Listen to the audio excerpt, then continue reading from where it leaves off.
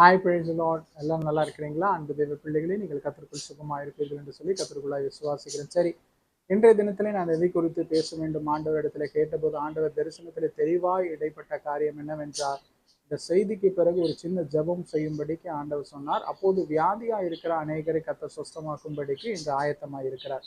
சரிங்களா? முதலாவது, உங்கள் விசுவாசத்திலே நீங்கள் கர்த்தரை மாத்திரம் பற்றி கொள்ள வேண்டும். இதோ இந்த பிரதர் ஜெபிக்க போகிறார், இப்படிப்பட்ட ஒரு பிரதர் சொல்லியிருக்கிறார், அப்படி என்று என்னதான் ஊழியக்காரங்களா இருந்தாலும் பாஸ்டர்களா இருந்தாலும் அவர்களுடைய பேரிலே உங்கள் நம்பிக்கை இருக்கக்கூடாது. ஒரு தமிழ்நாட்டை சேர்ந்த ஒரு மிக பிரசித்தி பெற்ற ஒரு ஊழியக்காரர் ஆண்டவரிடத்துல ஒரு நாள் கேட்டாராம், ஆண்டவரே, அநேகர் ஜெபத்திற்கு என்னிடத்துல வந்தாங்க, நேற்று கூட்டம் ஆசீர்வதிக்கப்பட்டது, ஆனால் அதிலே சுகமானவர்கள் ஒரு பக்கம் இருந்தாலும் அநேகர் சுகம் பெற்றுக்கொள்ளாமே போயிட்டாங்களே அப்படின்னு சொல்லிட்டு.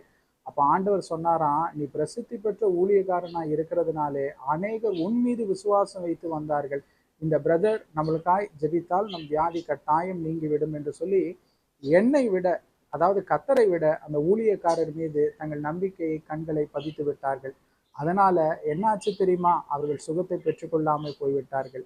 என் அன்பு பிள்ளைகளே, வேத வசனத்தை நீங்கள் வாசித்து பார்க்கும்போது அந்த வேத வசனத்திலே எல்லாவற்றுக்கும் கனம் பொருந்தியவராய், மகிமை பொருந்தியவராய், பாத்திரராய் இருக்கிற நமக்காய் பாடுபட்டு தம்முடைய பலவீனங்களையும் சுகவீனங்களையும் சுகந்து தீர்த்த, நமக்காய் கிரயத்தை செலுத்தின இயேசு கிறிஸ்துவை மாத்திரமே நீங்கள் பற்றி கொள்ள வேண்டும்.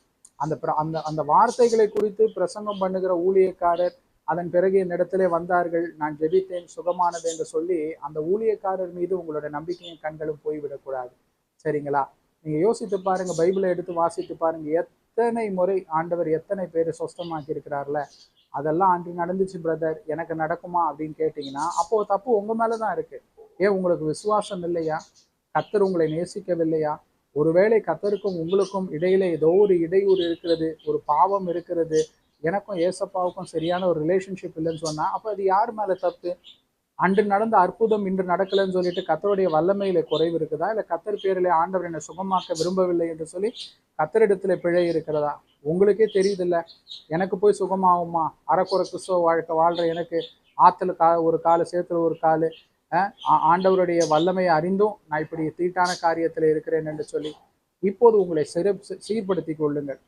ஆண்டவர் சொல்லுகிறார், அவர் நம்மளுடைய அக்கிரமங்களை எல்லாம் மன்னித்து நோய்களை எல்லாம் குணமாக்குவார் என்று சொல்லி இப்போது உங்கள் இருதயத்திலே நீங்கள் முதலாவது உங்களை சீர்படுத்தி கொள்ளுங்கள்.